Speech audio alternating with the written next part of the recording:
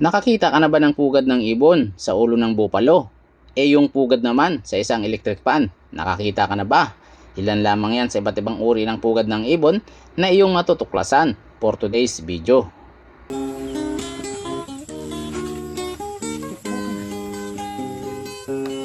Number 1, pugad ng swiftlet o balin sa sayaw. Upang mabuo ang pugad, hinahaluan nila ito ng kanilang mismong laway. Ang laway ng swiftlet o balin sa sayaw ang siyang nagpapatibay sa mismong konstruksyon ng pugad. Nakakadiri man itong pakinggan, pero maniwala ka man o hindi, ang mga pugad ng mga swiftlet o balin sa sayaw ay naibibenta sa mataas na halaga.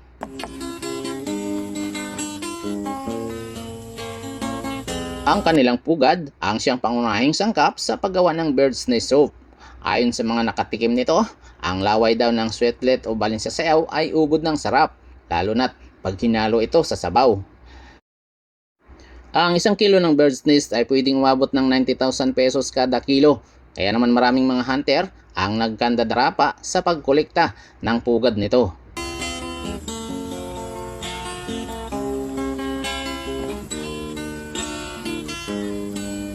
Number 2, pugad ng flamingo.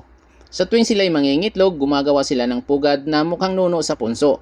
Sigurado akong ngayon mo lamang nalaman na sa putikan pala nangingitlog ang mga cute na flamingo. Mano-mano nilang hinuhukay at kinukulikta ang lupa para makabuo ng pugad na gawa sa putik. Ang bawat pugad ay may tagi-isang itlog na aabot sa 1 buwan bago ito mapisa. Number 3, pugad ng malifaul. Kasinlaki lamang ito ng ordinaryong manok. Sa tuwing sila'y mangingitlog, gumagawa sila ng malaking hukay sa lupa na may lapad na 9 na talampakan at may taas naman na 3 talampakan.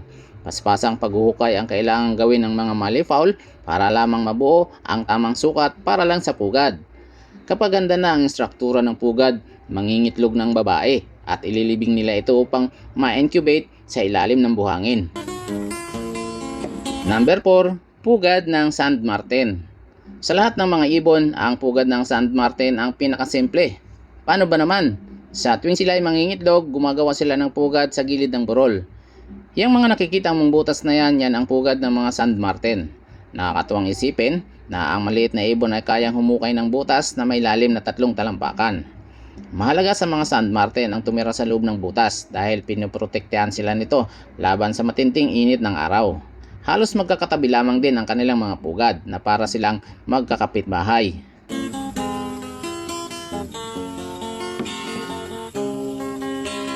Number 5, pugad ng Rufous hornero na makikita lamang sa South America. Kakaiba ang mga ibon na to dahil kaysa sa gumamit ng halaman, kumukuha ito ng putik sa kalapit na ilog at sa kanila pinangsesemento sa kanilang pugad. Wala silang mga kamay kaya tanging tuka lamang nila ang humuhulma sa putik. Hugisdom at korting bilog ang kanilang madalas na disenyo. Kasya para sa buong pamilya. Number 6, pugad ng cliff swallow. Ang mga ibon na ito ay gumagawa rin ng pugad na gawa sa putik katulad din ng estilo ng mga Rufous hornero. Pero, imbis na sa puno, binubuo nila ito sa gilid ng bangin. Nangangalap sila ng mga basang lupa sa tabi ng ilog at kanila itong pagtatagpi-tagpiin hanggang sa mabuo ang forma ng kanilang pugad. Karaniwang inaabot ng 3 araw ang konstruksyon bago matapos ang mga cliff swallow sa paggawa ng pugad. Ayon sa mga pagsusuri, mas matibay ang pugad na gawa sa putik kaysa sa pugad na gawa lamang sa halaman. Ang pugad kasi na gawa sa putik ay di nasisira sa malakas na hangin o maski na sa matinding buhos ng ulan. Number 7, pugad ng photobird. Sa lahat ng mga ibon, ang photobird na yata ang pinakatamad. Paano ba naman? Hindi na kasi ito gumagawa ng pugad. Kaya ipinapatong na lamang nila ang kanilang itlog sa uka ng kahoy. Nililimliman nila ang kanilang itlog habang nakatayo, nakatingala at nagpapanggap na kahoy. Para sa mga photobirds, mas ligtas ang itlog sa ganitong lugar kaysa sa ilagay nila ito sa pugad. Number 8, pugad ng kwago. Sa mainit na disyerto ng Mexico, ang mga kwago ay nakaisip ng magandang pwesto para sa kanilang pugad.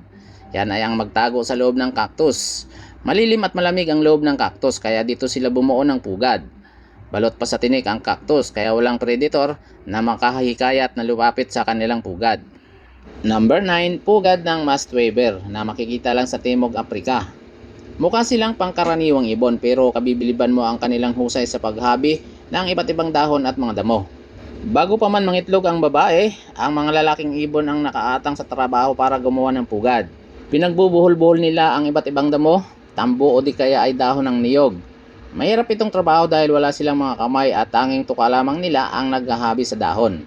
Inaabot sila ng 4 na araw bago nila makompleto ang struktura ng pugad. Pagkatapos ng konstruksyon, para na itong pugad na nakabitin sa sanga ng puno. Ito ang eksaktong nangyari sa pamilyang Weaver bird na inatake ng ahas.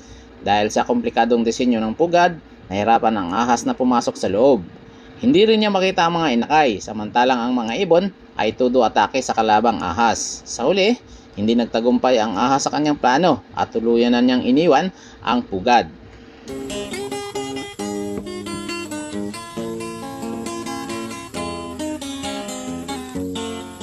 Number 10, pugad ng sociable weaver. Ang pugad na ito ay may lapad na umaabot sa 15 talampakan at kayang bumigat ng 40 kilos.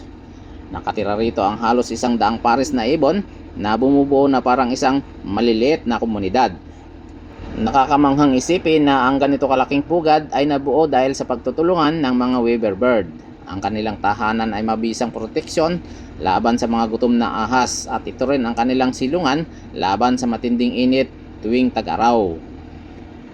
Number 11, pugad ng hummingbird. Upang maging matibay ang kanilang pugad, ang mga ibon na ito ay gumagamit ng sapot ng gagamba. Tuwing umaga, ninanakaw niya ang mga sapot ng mga gagamba para gamitin sa kanyang pugad.